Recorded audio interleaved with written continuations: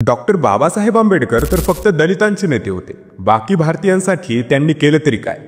ऐका तर मग, आज तुमच्या माझ्या बहिणींना, मग ते कुठल्याही जाती धर्माची असो, ती सन्मानाने शिक्षण घेऊ शकते, नोकरी करू शकते किंवा तलाक नंतर सन्मानाने जगू शकते. तर लक्षात असू द्या, ते Hindu code bill doctor Babasaheb आंबेडकरांनी आणले आहे. मुलींना संपत्तीमध्ये समान हक्क, सतीप्रथा प्रतिबंध, बालविवाह प्रतिबंध. 1951 मध्ये हे करणं इतकं सोपं नव्हतं, पण बाबासाहेबांनी ते करून दाखविलं. एवढंच नाही तर 1928 मध्ये जेव्हा इंग्रज 14-15 घंटे काम करायला लावत होते, बाबासाहेबांनी ते कायमचं थांबविलं आणि तेव्हापासून भारतामध्ये 8 तासाचा कार्यकाळ दिवस लागू केला. म्हणजेच आज जर तुम्ही ऑफिसमधून वेळेवर घरी येताय तर ते फक्त बाबासाहेबांमुळे शक्य झाले. कामगारांना अपघातामध्ये इन्शुरन्स, महिलांना मेटर्निटी बेनिफिट्स आणि मजदुरीचा न्यूनतम हक्क, हे सर्व त्यांनी आपल्याला तेव्हा दिलं जेव्हा देशामध्ये या गोष्टीवरून कोणाला काहीही फरक पडत नव्हता. भारताला इंटरनॅशनल लेबर ऑर्गनायझेशन मध्ये सुद्धा बाबासाहेबांनी सामील करून घेतलं. आणि आज ज्या आपण आरबीआयच्या नोटांनी देवाणघेवाण करतो, यामागे सुद्धा बाबासाहेबांची संकल्पना आहे. The problem of the rupees या डॉक्टर बाबासाहेब आंबेडकरांच्या पुस्तकाच्या आधारावर हिल्टन यंग कमिशनने 1935 मध्ये रिझर्व्ह बँक ऑफ इंडियाची स्थापना केली. आणि ज्या संविधानामुळे आज तुम्हाला तुमचे हक्क मागण्याचा आणि अन्यायाविरुद्ध लढण्याचा अधिकार मिळतो,